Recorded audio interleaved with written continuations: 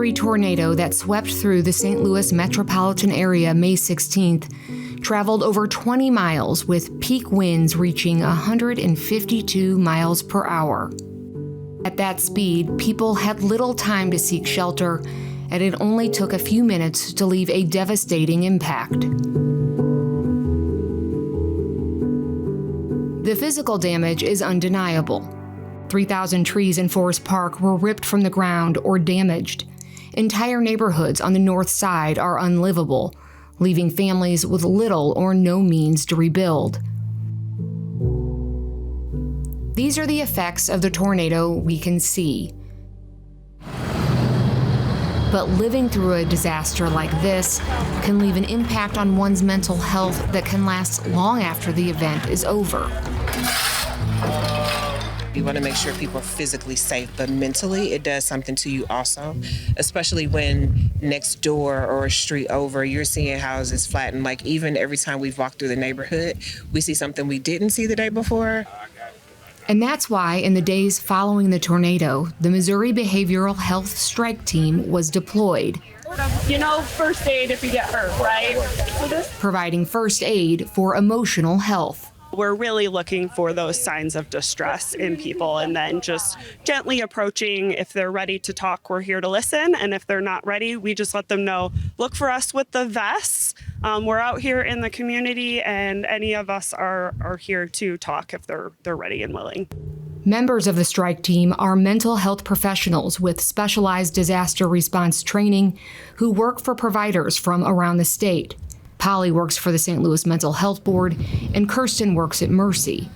They walk the affected neighborhoods, lending an ear to residents like Delisha George and her daughter, Brooklyn Morris. You cannot mistake that sound of a freight train. It's like it's coming at you.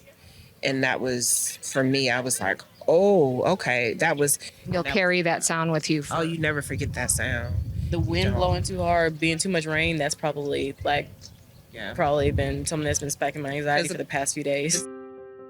According to studies, natural disasters can have a direct or indirect pathway to impacting one's mental health. But despite the varying risk factors, the possible outcomes, anxiety, depression, PTSD, they're the same. While delivering psychological support to survivors and first responders in St. Louis, the Behavioral Health Strike Team has set up a command center at the Del Mar Divine. Would you say increase that resiliency? Yes. Is that the goal? That is the goal. The goal is to increase resiliency and decrease stress. Becky Geer is the director for the Office of Disaster Services with the Missouri Department of Mental Health. According to Geer, early mental health interventions by frontline healthcare workers are essential to support those impacted by the tornado navigate stress and anxiety, something that is especially important for parents and caregivers. And it's that same thing we hear when we get on an airplane. They tell us at the beginning of the airplane when the stewardess does the announcement and they talk about putting on the oxygen mask. You have to put yours on before you put the kids on. And that's because we have to take care of ourselves if we want to continue to take care of others. You lose yourself. You do that every day anyway. I mean, it happens in everyday life, much less in a crisis. Absolutely. Everything is harder in a crisis. Cognitively, it can be harder to remember things and make decisions. Physically, one may experience headaches, body tension, trouble sleeping, emotional crying. Behaviorally, there can be an increase in stress-driven reactions that didn't exist before. You know, we want to help mitigate some of that too. And so by giving those connections and going out and giving basic coping skills or just providing factual information about what we know or how to get help, that can help lessen those reactions that people have and help mitigate that.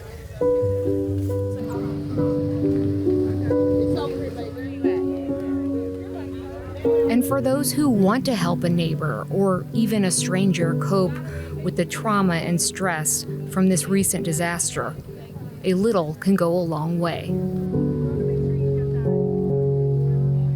Just ask questions and remember, kind of that we have 2 ears and 1 mouth. We should spend 80% of our time listening to that person and 20% of that time talking. Anybody can do that. For Living St. Louis, I'm Anne Marie Berger.